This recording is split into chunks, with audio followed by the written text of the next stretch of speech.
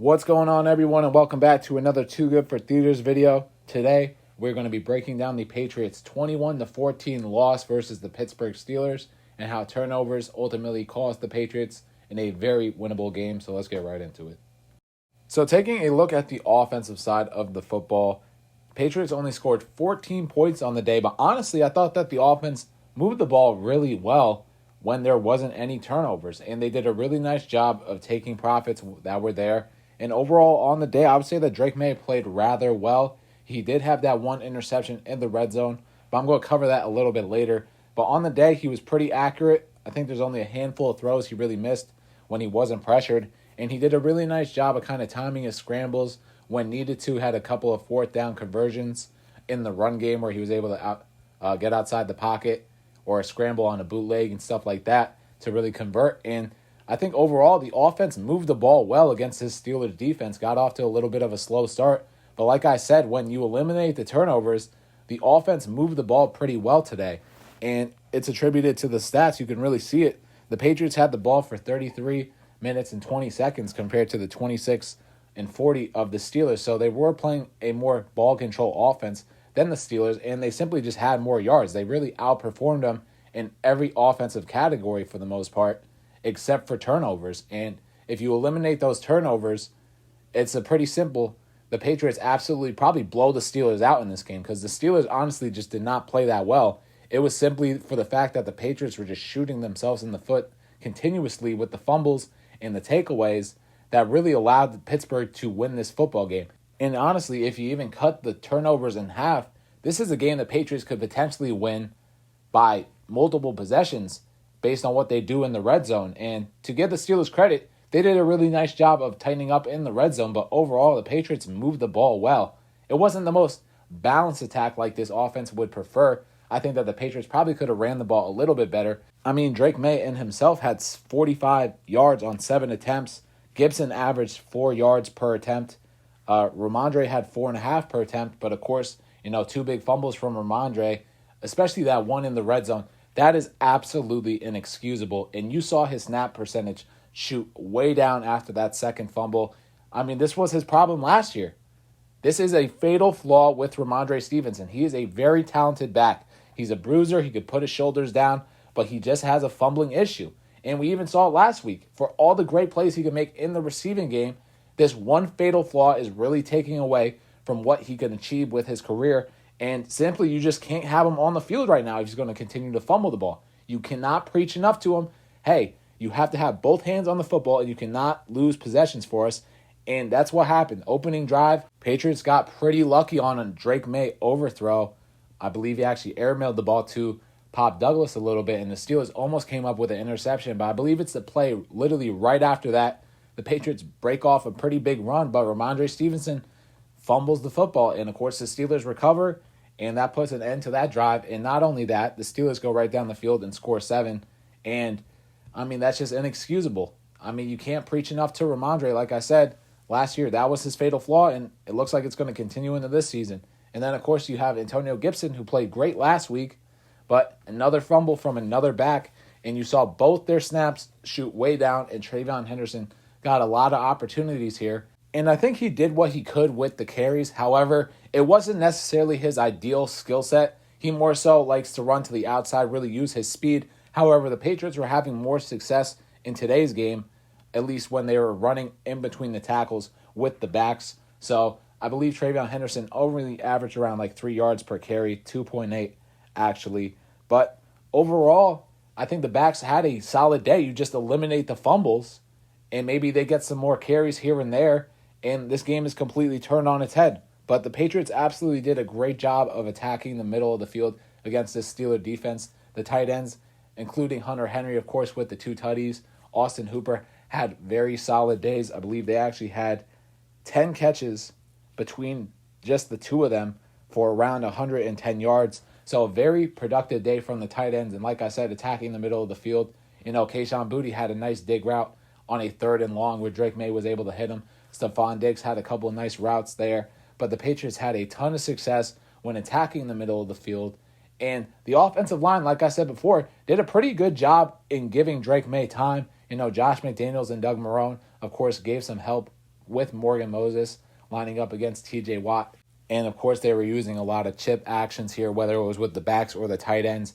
And for the most part, they didn't let TJ Watt absolutely wreck the game. Of course, he still had his moments, as great pass rushers do. But overall, like I said before, the offensive line, I would say in pass protection, played pretty well. And a lot of the sacks that went against the Patriots were in coverage sacks or in scramble situations where, frankly, Drake May might just have to get rid of the ball sooner. But, I mean, that one fumble in the fourth when it's 14-all and the Patriots are driving, that was such a boneheaded play by Drake May. I mean, you're having success on that drive, and I understand the Steelers got a ton of pressure on that play indistinctly, but just take the loss there. Take the sack. Maybe you kick a field goal, you go up, and you don't allow Pittsburgh to take the ball at their own 40 and drive the ball down the field for the game-winning touchdown inevitably. But those are the plays right there that are holding Drake May back from being a great quarterback right now.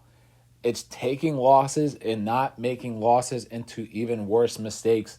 And he, of course, was trying to pitch it out to a back, I believe, when he was getting taken down. But that turns into the fumble for the fifth turnover of the game. In the situational awareness, like you're moving the ball against this defense, it's nothing that they're doing that's causing you guys to get off the field. It's your own mistakes getting in your own way.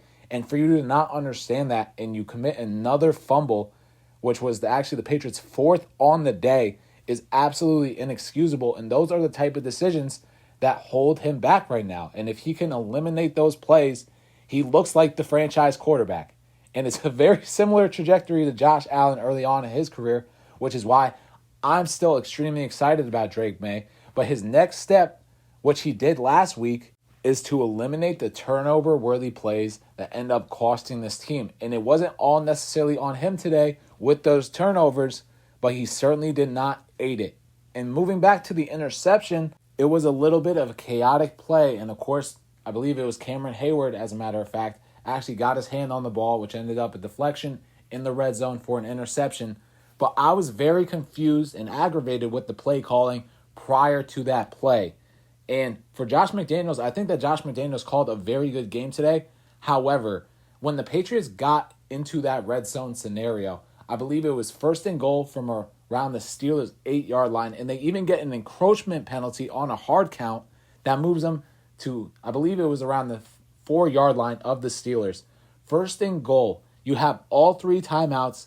I believe there was around 30 seconds or so still on the time for the game clock, and you run 3 straight passing plays, which I was absolutely baffled by. You have all 3 timeouts in your back pocket, and you ran 3 straight passing plays, especially given the fact that I understand the first passing play, call play action, you had a previous touchdown like that on the prior drive that really fooled the defense.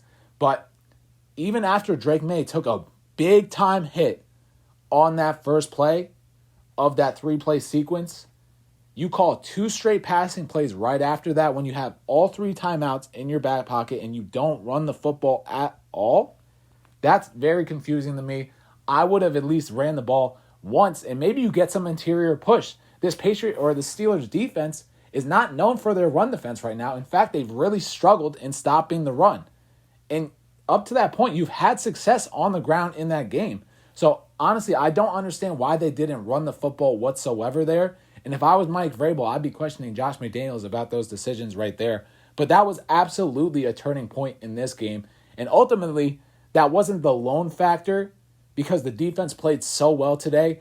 They kept the Patriots in that game. But if the Patriots go in and even get 3, I mean, we're looking at a different type of game here.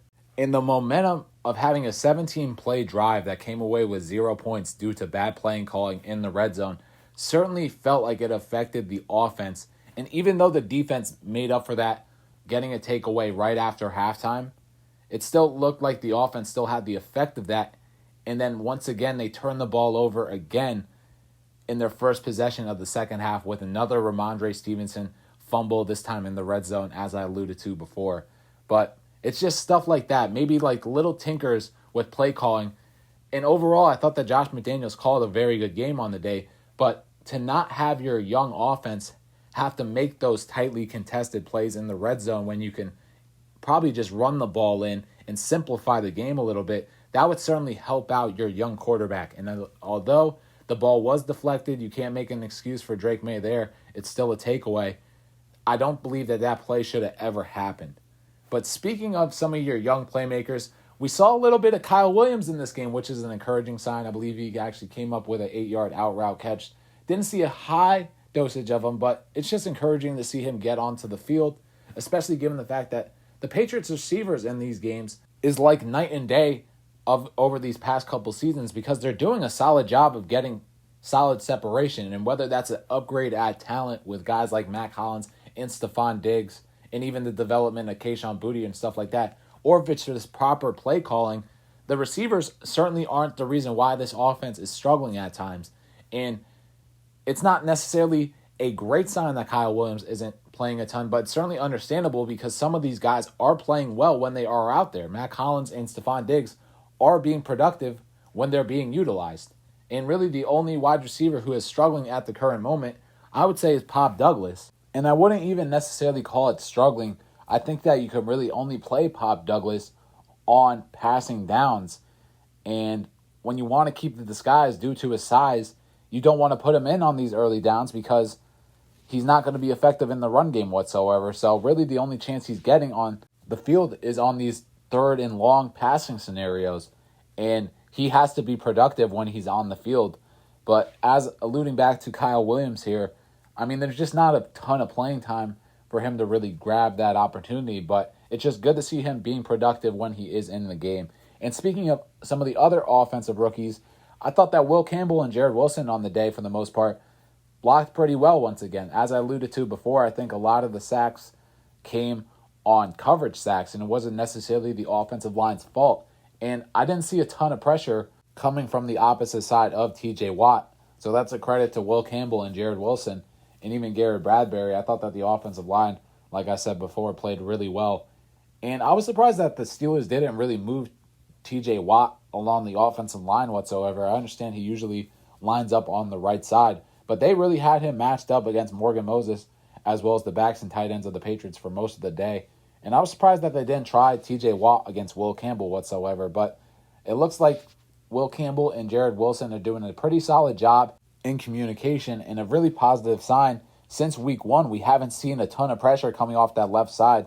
So I think they did a really nice job of working on their communication and their cadences, especially against stunts, because that was something that they struggled with early on in the preseason as well as in week 1. So a really good job, and a tribute to the coaching staff as well as a tribute to them, because it seems like they have been very productive on that left side of the offensive line.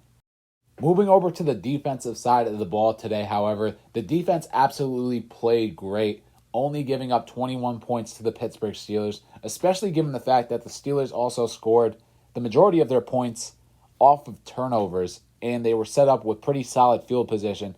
But like I said before, a really nice job by the Patriots defense today. They did a really nice job of forcing some negative plays, especially in the running game. And I understand that the Steelers are not a great running football team. They really have struggled at times. And honestly, I thought that the Steelers might get on track a little bit today after that first quarter because they were having some success. But a really nice job by the Patriots front of shutting that down and really forcing the Steelers and Aaron Rodgers to beat them through the air, which for the most part, they were doing a pretty nice job against Aaron Rodgers today as well. Of course, they forced that interception, a really nice job by Robert Spillane. But I thought that the coverage was pretty good. And overall, I think that the Steelers really got the majority of their yardage through the air on quick passes.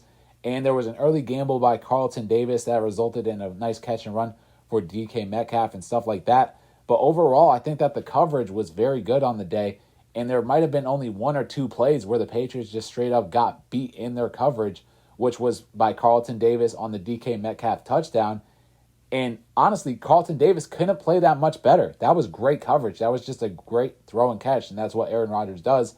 And also the game-sealing touchdown where Marcus Jones got absolutely burned off the line by Calvin Austin. And that's something that cannot happen in that case, especially in how it happened, because Marcus Jones overall played very well on the day. However, he really let Calvin Austin just get a free release off the line on a go route, and I believe it was actually on 3rd down too. So you cannot have that, and giving up that touchdown there was a bit of a backbreaker for this defense, but overall the defense did what they had to do to win this football game, and especially given the fact that the offense put them in a lot of negative positions, they held their own, and this was by far their best defensive showcase of the season thus far, which is very encouraging. And even though you might see that the Patriots did not generate a sack in today's game, I don't think that really tells the story of how the front played, because they were getting a lot of pressure on Aaron Rodgers today, and although they didn't get a sack, they really did make Aaron Rodgers look uncomfortable in today's game. And even one of those uncomfortable pressures that they were able to generate led to an interception by Bobby Spillane. And talk about a bounce-back week. Bobby Spillane had himself a very good day. I believe he actually came up with 15 tackles, played much better coverage than he did last week. He had himself a pass defense, and of course he had himself that big interception. So that's a very good sign to see Bobby Spillane back on track. And moving over to some other players like Harold Landry, who had himself a very productive day, had a couple of pressures as well as a tackle for loss in there. However, he did give up the edge on a huge third down conversion by the Steelers. I believe he actually made an inside move, which allowed Warren to make a little bit of a jump cut to the outside and allow the Steelers to pick up a first down there. So he does have to keep in mind containing that edge, especially in a run situation on third down. But overall, Harold Landry played a really good game. Kayvon Chason had a couple pressures, had a nice tackle for loss in there.